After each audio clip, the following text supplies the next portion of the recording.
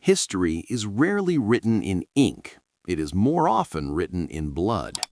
While we view the British monarchy through the lens of modern ceremonies and golden carriages, the foundation of the crown is built upon a series of staggering tragedies that redirected the fate of empires. If a single arrow had missed its mark, or a single ship had stayed in harbor, the world as we know it, including the existence of the United States, might not exist. These are the stories of 5 deaths that didn't just end lives, they shattered timelines. The White Ship Disaster, 1120, the drowning of an empire. In the freezing waters off the coast of Normandy in November 1120, a single drunken mistake ended the direct male line of the Norman dynasty and plunged England into the anarchy. The event, William Adelin, the only legitimate son and heir of King Henry I, boarded the White Ship, the finest vessel of its day. The crew and passengers, including the high-flying youth of the aristocracy, were reportedly inebriated after a night of celebration. In their haste to overtake the king's ship, they struck a submerged rock. William almost escaped in a lifeboat, but he turned back to save his illegitimate half-sister. The lifeboat was swamped, and the prince drowned. The dark secret. The tragedy wasn't just an accident. It was a logistical failure of epic proportions. Henry I, hearing the news, reportedly never smiled again. Without a male heir, he was forced to name his daughter, Matilda, as successor, a move the barons of the time refused to accept. The result was a 20-year civil war. This era of lawlessness led to the rise of the Plantagenet dynasty, when Matilda's son, Henry II, eventually took the throne. Had William Adelin lived, the legendary King Richard the Lionheart and the infamous King John, who signed the Magna Carta, might never have been born. The legal and social structure of England was forged in the fires of this specific morning. The Princes in the Tower, 1483, the ultimate cold case. Perhaps the most enduring mystery in royal history is the disappearance and presumed murder of the princes in the Tower, Edward V and his brother Richard of Shrewsbury. The event, following the death of King Edward IV, his 12-year-old son was set to be crowned. However, their uncle, Richard III, declared the children illegitimate and moved them to the Tower of London for protection. They were seen playing in the courtyard less and less, until by late 1483 they vanished entirely. The dark secret. In 1674, workmen at the tower discovered a wooden chest containing 2 small skeletons. While never DNA tested to this day, these are widely believed to be the lost princes. The secret lies in who gave the order. Was it Richard III to secure his crown, or Henry VII to eliminate rivals after he took the throne? How it changed history. Their deaths marked the brutal end of the House of York and the conclusion of the Wars of the Roses. It paved the way for the Tudor dynasty. Without this tragedy, there would be no Henry VIII, no Elizabeth I, and no English Reformation. The modern English identity was built on the bones of 2 children who were deemed inconvenient for the crown. The execution of Mary, Queen of Scots, 1587, the death of Catholic England. The tension between Elizabeth I and her cousin, Mary Stuart, culminated in a death that would define the religious map of Europe. Mary was seen by many as the rightful Catholic heir to the English throne. After 19 years of house arrest and involvement in the Babington plot to assassinate Elizabeth, she was sent to the block. It took 3 swings of the axe to fully decapitate her, a gruesome end for a woman who was once queen of 2 nations. The dark secret. Elizabeth I signed the death warrant, but claimed she never intended it to be delivered.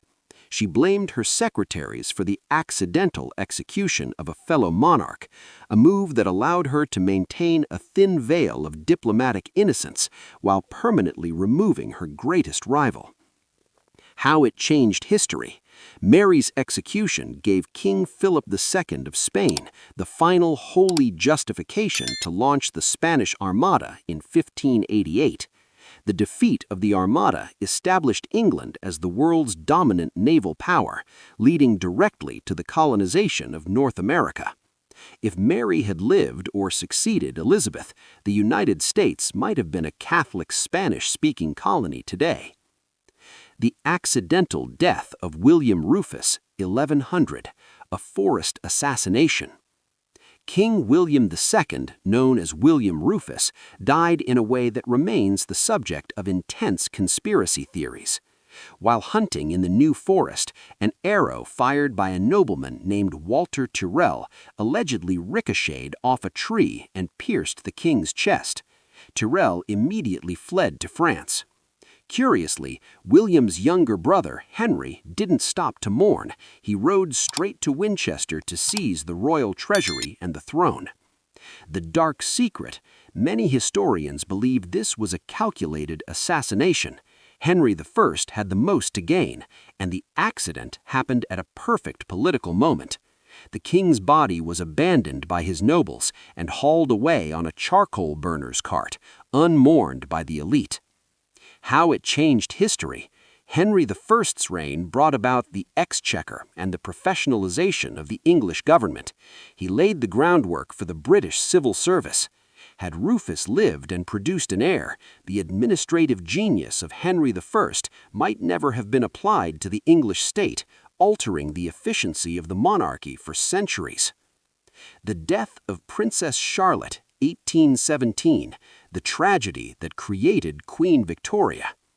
Most people think Queen Victoria was always destined for the throne, but she was actually a Plan B created by a medical tragedy.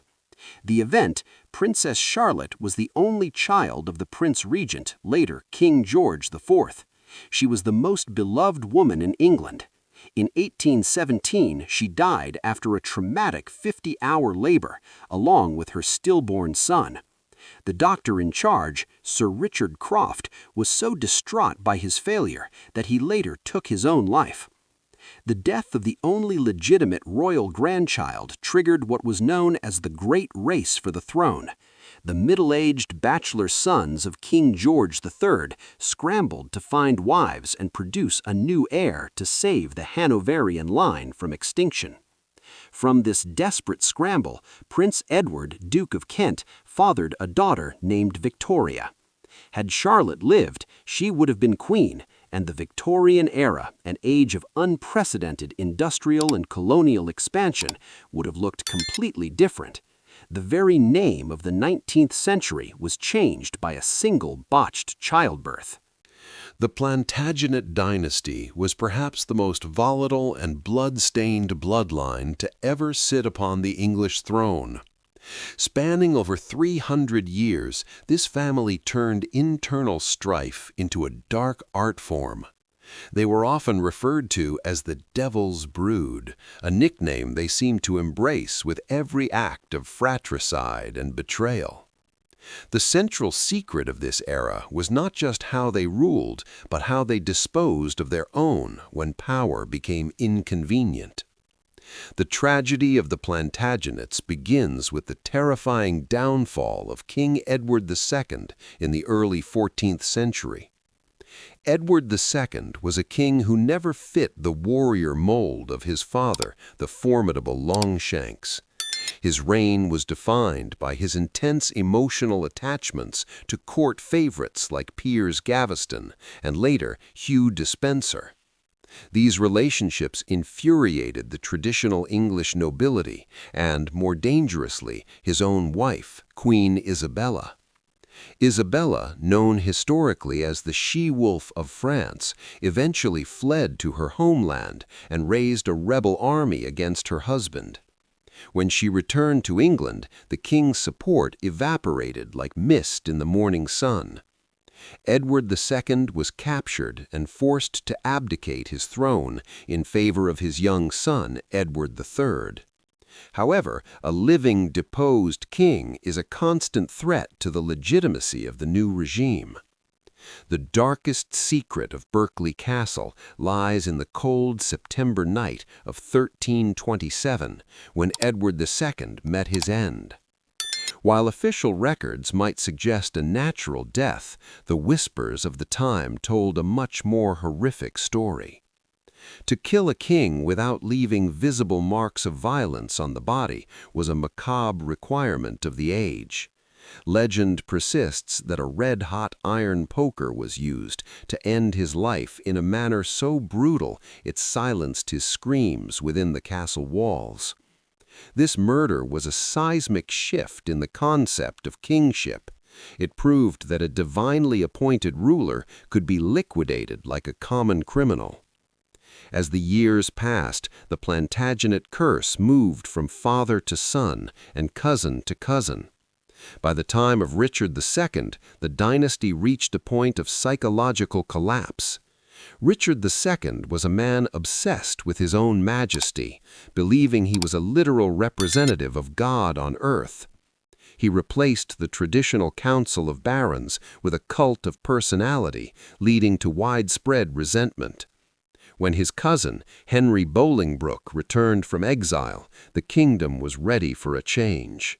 Richard was imprisoned in the desolate Pontefract castle, far from the eyes of the public. The tragedy of Richard II was not a quick execution, but a slow, agonizing erasure.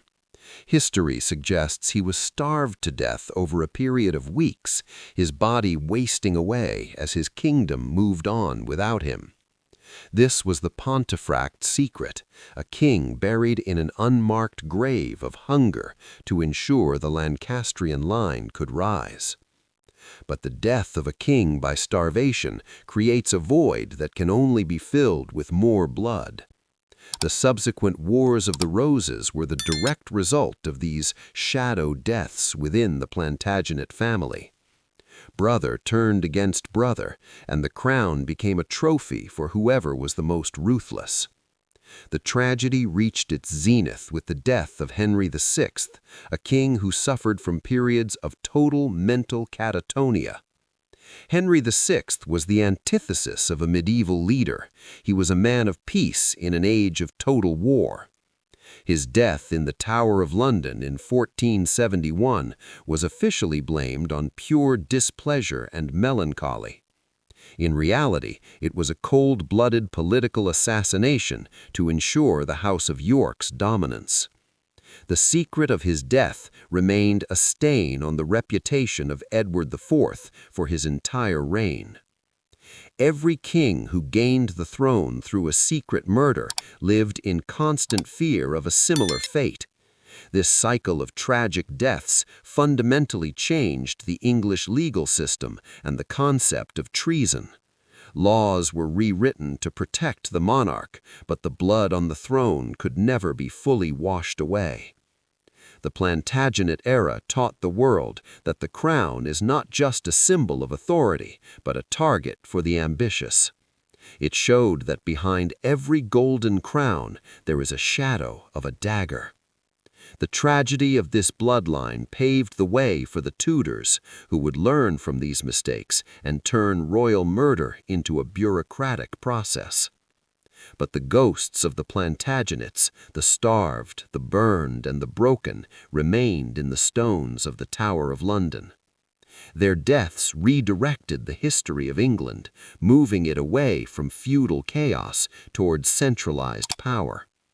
Without the fall of these kings, the modern British state would have no blueprint for stability. Tragedy was the price paid for the evolution of the English throne. The Tudor dynasty is often romanticized in modern media as an era of grand balls, elaborate costumes, and poetic romance. However, beneath the velvet and silk lay a regime built on the most efficient system of state-sponsored terror Western Europe had ever seen. The Tudors did not just kill their enemies, they transformed the act of execution into a tool of national transformation. This part of The Crown's Darkest Secret explores how the tragic deaths of queens, scholars, and children served as the foundation for the modern British Empire. The story of Tudor blood begins not with a king, but with a woman who changed the world's religion, Anne Boleyn. Anne was not merely a victim of Henry VIII's lust, she was a political titan who underestimated the lethality of the throne. When she failed to provide a male heir, her existence became a legal obstacle that Henry had to correct. The secret tragedy of Anne Boleyn lies in the fabricated nature of her crimes, involving charges of incest and adultery that few believed. Her execution at Tower Green was a clinical, high-stakes event designed to show that even a queen was subject to the king's absolute whim. Henry VIII, in a twisted gesture of mercy, brought a professional swordsman from France to ensure her death was swift. The moment Anne's head fell, the link between England and the Roman Catholic Church was severed forever. This single death triggered the English Reformation, a movement that would define the identity of the English-speaking world for the next 5 centuries. But the bloodletting under Henry VIII was only the beginning of the Tudor nightmare. The tragic death of Thomas More, the king's own mentor, proved that even the most brilliant minds were not safe from the crown's paranoia. More was executed for the crime of silence, a chilling reminder that in the Tudor court, not actively supporting the king was seen as an act of war. As Henry's reign faded into the brief, sickly rule of his son, Edward VI, a new tragedy emerged in the form of a teenage girl. Lady Jane Grey, known as the 9-Day Queen, remains the most poignant symbol of wasted royal life. At just 16 years old, Jane was a brilliant scholar who wanted nothing to do with the politics of the crown. She was manipulated by her father-in-law, the Duke of Northumberland, into a coup that was doomed from the start. When Mary I took the throne, the tragic fate of Jane Grey was sealed not by her own actions, but by the rebellions of others in her name. Her execution was so heartbreaking that even the executioner reportedly knelt and begged for her forgiveness before he struck. Jane's death marked the end of innocence in the Tudor line and the beginning of a much darker, more vengeful era. Mary I, later known as Bloody Mary, used death as a religious purifying fire. During her 5-year reign, nearly 300 Protestants were burned at the stake in a series of public tragedies that scarred the English psyche. These were not secret deaths, they were loud, public spectacles of agony designed to force a nation back to the Catholic faith.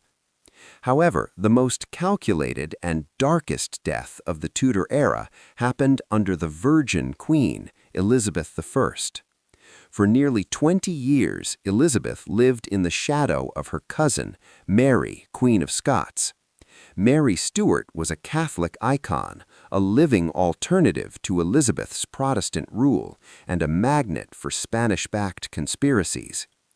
The tragedy of Mary Stuart was a long, slow-motion execution that took place over 2 decades of house arrest. Elizabeth I was terrified of the precedent that would be set by executing a fellow anointed sovereign. But the discovery of the Babington plot forced her hand, leading to one of the most famous executions in human history at Fotheringham Castle. The secret behind this tragedy was Elizabeth's attempt to shift the blame to her secretaries, claiming she never meant for the death warrant to be carried out. The execution itself was a horror. It took 3 blows of the axe to finish the job, and when the executioner lifted her head, her wig fell off, revealing a woman aged by stress and imprisonment. This death ended the Catholic threat within England and ignited a global war with Spain. The Spanish Armada was launched specifically to avenge Mary Stuart's death and reclaim England for the Pope. The defeat of that armada, fueled by the memory of Mary's execution, allowed England to become the master of the seas. Without the tragic end of Mary, Queen of Scots, the British Navy might never have gained the confidence to colonize the Americas. The Tudor era shows us that the Crown's darkest secret is that progress is often fueled by the blood of the elite. The dynasty that began on a battlefield at Bosworth ended by the lonely, childless death of Elizabeth I. By the time the Tudors were finished, they had executed 2 queens, dozens of nobles, and hundreds of commoners. They transformed England from a backwater island into a global superpower, but the cost was the soul of their own family. Every stone in the Tower of London holds a secret of a Tudor victim who was sacrificed for the stability of the state. Their deaths proved that the Tudor crown was a crown of thorns for anyone who dared to get too close to its power. This legacy of faith, fire, and fury would eventually lead to the collapse of the next dynasty, the Stuarts. But for now, the Tudor terror stands as the most efficient and brutal chapter in the history of the British throne. The lessons learned in the blood-soaked chambers of the 16th century still echo in the halls of Westminster today. To understand the modern British state, one must first understand the tragedies that the Tudors used to build it. The crown was not just a symbol of glory, it was a hungry machine that demanded constant sacrifice. The Stuart dynasty inherited a kingdom that had been forged in the fires of Tudor absolute power, but they lacked the political finesse to maintain it. While the Tudors were masters of using the law to commit murder, the Stuarts believed their power came directly from God, making them answerable to no one on earth. This divine right of kings became the catalyst for the most shocking and public tragic death in the history of the British crown. The year 1649 remains a permanent scar on the psyche of the British monarchy, for it was the year the people decided to kill a king legally. Charles I was a man of high culture and deep religious conviction, but he was fundamentally disconnected from the changing realities of his subjects. The secret tragedy of Charles I was his inability to understand that the world was moving toward a system of shared power and parliamentary consent. His reign was marked by a decade of personal rule, where he dismissed Parliament and attempted to govern as an absolute autocrat. This led directly to the English Civil War, a brutal conflict that divided families and turned the English countryside into a killing field. The tragedy of this era is that it wasn't just a king who was dying. The very idea of a sacred, untouchable monarchy was being dismantled. After years of warfare, Charles I was captured, but even in captivity he refused to negotiate in good faith, believing his divine status would eventually save him. The darkest secret of the Stuart era is the sheer illegality of the trial that followed. The Rump Parliament had to purge its own members just to find enough people willing to sign a death warrant for a king. On a frozen January morning in 1649, Charles I walked out onto a scaffold built outside the banqueting house in Whitehall. He wore 2 shirts that day, not out of vanity, but because he didn't want the crowd to see him shivering and mistake it for fear. His execution was a moment of absolute silence, followed by a collective groan from the thousands in attendance, a sound of national trauma. The executioner severed the king's head with a single blow, and for the first time in history, England was a republic without a crown. But the tragedy of the Stuarts did not end with the fall of the axe. It continued in the shadows of the exile that followed. Charles II, the merry monarch, spent his youth running for his life, hiding in oak trees and escaping in disguise. When the monarchy was eventually restored in 1660, the joy was tempered by a deep-seated paranoia that would define the rest of the Stuart line. Charles II lived his life as a political tightrope walker, hiding his true religious sympathies to avoid his father's fate. The secret agony of Charles II occurred on his deathbed in 1885, where he finally admitted his conversion to the Catholic faith.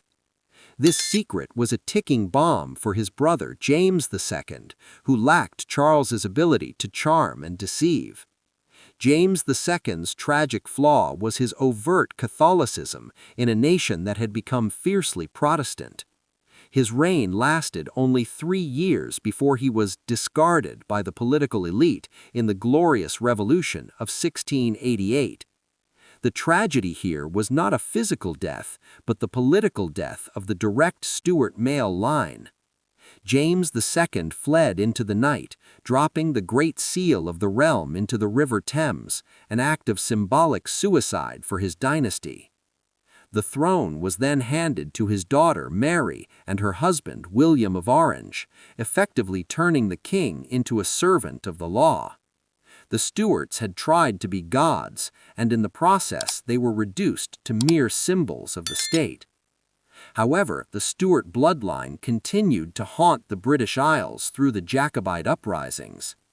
The tragic deaths of thousands of Scottish Highlanders at the Battle of Culloden in 1446 were the final echoes of the Stuart tragedy.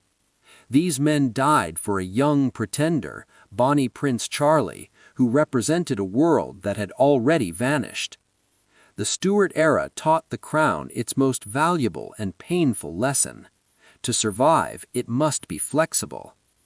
The death of Charles I proved that the crown could be broken, and the exile of James II proved it could be replaced. The secret of modern British stability lies in the memory of these Stuart failures. The British monarchy today exists only because it learned to stop fighting the will of the people and started reflecting it. But the ghost of the executed King Charles I still walks the halls of Whitehall, a reminder that power is a loan, not a gift. The Stuart collapse was a necessary tragedy that paved the way for the constitutional monarchy and the rise of the global British Empire. Without the Regicide of 1649, the concept of government by the people might have taken another century to emerge. The Stuarts lost their heads and their thrones so that the crown could eventually become a symbol of national unity rather than division. As we look back, the Stuart era serves as a warning of what happens when a ruler forgets that they are human. The blood of Charles I remains the most significant dark secret of the British state, a foundation of red upon which the modern world was built. It was the ultimate sacrifice of a king to save the concept of a kingdom. The cycle of tragic deaths was moving from the battlefield and the scaffold to the quiet, lonely chambers of the Victorian era. But the impact of the Stuart regicide would ripple through the American and French revolutions, changing the map of the world forever. As the British monarchy transitioned from the absolute power of the past into the ceremonial role of the modern era, the nature of its tragic deaths underwent a profound change. The tragedy was no longer about a king falling on a battlefield or a queen losing her head to an axe. It became about the crushing weight of public expectation and the isolation of the gilded cage. In this final khanda, we explore how the deaths of the 19th and 20th centuries were the secrets that allowed the crown to survive in an age of democracy and global media. The most significant modern tragedy began with a medical failure that almost ended the Hanoverian line, the death of Princess Charlotte in 1817. Charlotte was the only child of the future King George IV and the literal hope of the British nation. She was young, vibrant, and deeply loved by a public that was tired of her elderly, eccentric uncles. The secret tragedy of Charlotte lies in the triple obstetric tragedy, a botched 50-hour labor that resulted in the death of her stillborn son, then Charlotte herself, and eventually the suicide of her grief-stricken doctor. This double death left the British Empire without a direct heir, triggering a desperate marriage race among the king's middle-aged brothers. From this chaotic scramble for an heir, a Plan B was born, a young girl named Victoria. If Princess Charlotte had lived, Queen Victoria, the woman who defined an entire century, would never have existed. Victoria's own reign was shaped by another tragic death that became the crown's darkest secret of the 19th century, the passing of Prince Albert in 1861. Albert was the intellectual engine of the monarchy, the man who modernized the British industry and the royal family's public image. His sudden death at age 42, likely from typhoid fever, shattered Victoria and sent her into a 40-year period of deep black mourning. The secret tragedy here was the near collapse of the monarchy itself. Victoria's prolonged disappearance from public life led to a massive surge in republicanism. The crown survived this era only because Victoria eventually learned to use her widowhood as a symbol of national stability and maternal sacrifice. As the 20th century dawned, the tragedies shifted from the domestic to the global, specifically during the horrors of World War I. The darkest secret of King George V involves the brutal execution of the Russian Romanov family in 1918. Tsar Nicholas II was George V's first cousin and closest friend. They looked so much alike they were often mistaken for twins. When the Russian Revolution broke out, King George V initially offered his cousin asylum in Britain, a move that would have saved the Tsar, his wife, and 5 children from the Bolsheviks. However, the secret telegrams revealed that George V later withdrew the offer, fearing that the presence of the bloody Tsar in London would trigger a similar revolution in England. The king chose the survival of his own throne over the lives of his own family, leaving the Romanovs to be slaughtered in a basement in Siberia. This betrayal is a burden that the House of Windsor has carried in silence for over a century, a cold calculation of the crown first. The modern era's most famous tragedy remains the death of Diana, Princess of Wales, in a Paris tunnel in 1997. While many focus on the conspiracy theories, the real dark secret of Diana's death was the existential crisis it forced upon the monarchy. For the first time since the execution of Charles I, the public's grief turned into an angry demand for the monarchy to change or perish. Diana's death was a tragic reminder that the crown can no longer rule from behind high walls. It must connect with the emotions of the people to remain relevant. The late Queen Elizabeth II's greatest achievement was navigating these modern tragedies with a duty-first mantra that often required burying her own personal grief. The death of King George VI, her father, at the young age of 56, was the tragedy that thrust her onto the throne when she was just a young mother. She had to keep the secret of her own mourning to become the stoic symbol a recovering post-war Britain needed. Today, as the crown moves into the reign of King Charles III, the cycle of tragedy continues through the public struggles of the royal family's health and internal divisions. The deaths we have explored, from the drowning of a prince in 1120 to the lonely mourning of Victoria, prove that the crown is a relentless master. It demands the sacrifice of personal happiness, the betrayal of family members, and the endurance of public scrutiny. The crown's darkest secret is that the gold is heavy, and the price of wearing it is often a life defined by tragedy. Every royal funeral is not just a goodbye to a person, but a reinforcement of the institution's survival. The monarchy has outlived every empire and ideology because it has learned to transform its tragedies into its strength. As we conclude this 5,000-word journey through blood and history, we see that the British throne is built on the bones of those who were lost along the way. The darkest secret is finally exposed. The crown does not just rule history, it is a victim of it. The silent vacuum of the past is filled with the echoes of these 5 tragedies, each one a turning point for humanity. To wear the crown is to accept that your death, whether tragic or quiet, will belong to the world, not to yourself. This is the ultimate price of the British throne, a legacy of blood, a history of secrets, and a future built on the ruins of the past.